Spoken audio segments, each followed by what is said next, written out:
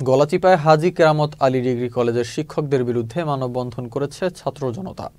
সকালে হাজী কেরামত Ali degree college মাঠ প্রাঙ্গণে ভারপ্রাপ্ত সাবেক অধ্যক্ষ জাহিদুল ইসলাম লিটন, অধ্যাপক মোহাম্মদ বাবুল আক্তার ও অধ্যাপক এনামুল হকের অপসারণের দাবিতে এ মানববন্ধনের আয়োজন করা হয়। মানববন্ধনে বক্তারা অভিযোগ করেন, বিগত ৬ বছরে লক্ষ লক্ষ টাকা আত্মসাৎ, নিয়োগ বাণিজ্য, দুর্নীতি, কুকর্ম, আওয়ামী লীগের অপরাজনীতির ক্ষমতা বলে শিক্ষার পরিবেশ ধ্বংস করে দিয়েছেন অভিযুক্তরা। অবিলম্বে তাদের পদত্যাগ দাবি করেন তারা। অনেক অনিয়ম করছে, অনেক দুর্নীতি করছে, এগুলোর হিসাব, টাকা আয় ব্যয়ের হিসাব সহ আমাদেরকে সব ডকুমেন্ট সহ দিতে হবে এবং ফর্ম ফিল আপ বাণিজ্য এবং নিয়োগ বাণিজ্য এর ডকুমেন্ট আমাদের দিতে হবে এবং আমরা সর্বশেষে আমরা দুর্নীতি মুক্ত কলেজ চাই। আমাদের কলেজটা সুনামের সহিত চলছে।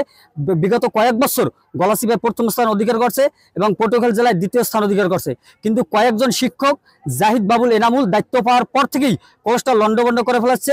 আমাদের শিক্ষার্থীদের পদে একটাই দাবি, জাহিদ, বাবুল, এনামুলগুলো পদত্যাগ সহ যে সকল শিক্ষক মহোদয়গণ অনিয়ম দুর্নীতি করছে, আমরা সকলের পদত্যাগ দাবি করছি। তারা আওয়ামী লীগের প্রভাব দেখিয়ে নিয়োগ বাণিজ্য এবং ছাত্রছাত্রীর কাছ থেকে বিভিন্ন ধরনের অর্থ আত্মসাৎ করার কারণে এই কলেজটা আজকে ভেঙে পড়েছে।